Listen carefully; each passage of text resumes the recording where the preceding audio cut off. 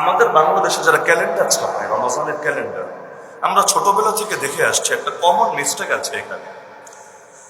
ছোটবেলায় আমার ভিতরে খটকা লাগতো যে লেখা দেখতাম প্রথম 10 দিন রহমত, দ্বিতীয় 10 দিন বা মধ্যের 10 দিন মাগফিরাত, শেষের 10 দিন নাজাত। তখন আমি ভালো করে রহমত মানে কি, মাগফিরাত মানে কি, নাজাত মানে কি অত অর্থ বুঝি না। বাচ্চাকালে এগুলোর অর্থ কয়জন বোঝে?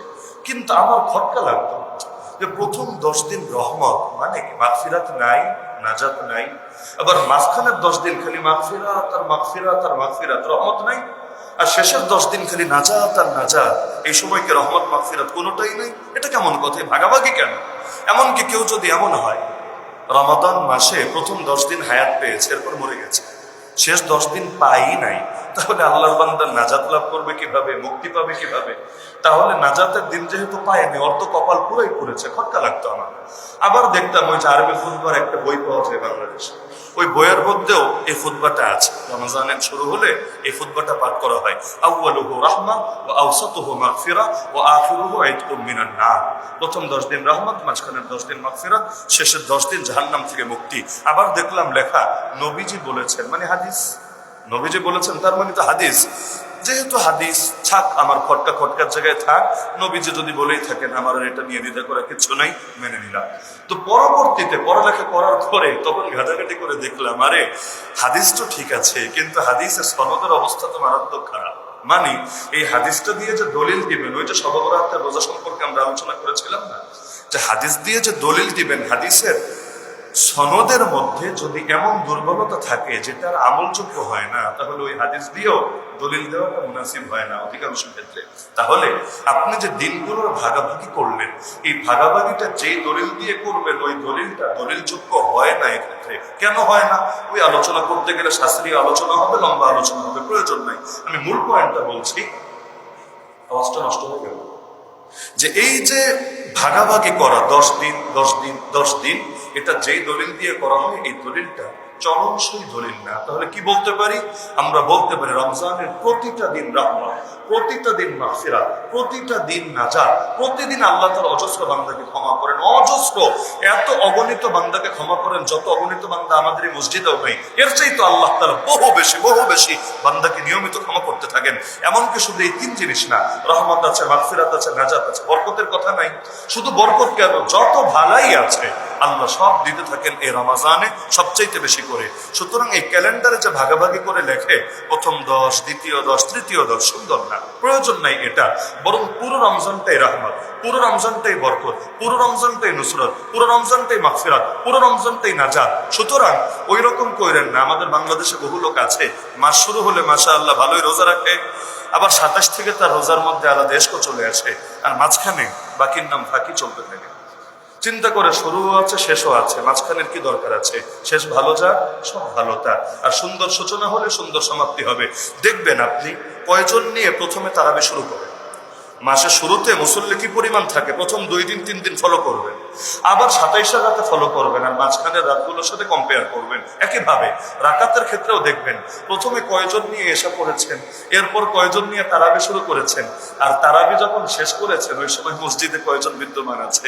তাহলে দেখা যায় আজই ভালো, আমাদের আল্লাহ হেফাজত করুন। সুতরাং রমজানের কোন একটা দিনকেও অবহেলা করার সুযোগ নাই। আর মাথায় গেঁথে রাখবেন, আজকে আপনি ভাই ফরজ রোজা রাখছেন না রমজানে, আপনি চাচ্ছেন আগামীতে ভালো হয়ে যাবেন, বয়স হলে কাজা করে নিবেন, কাফারা করে নিবেন, আল্লাহ জাতে পাকের কসম সারাটা জীবনও যদি রোজা রেখে কাটান, কিন্তু রমজানের একটা ফরজ রোজার সমান কোশ্চিন কালো হবে।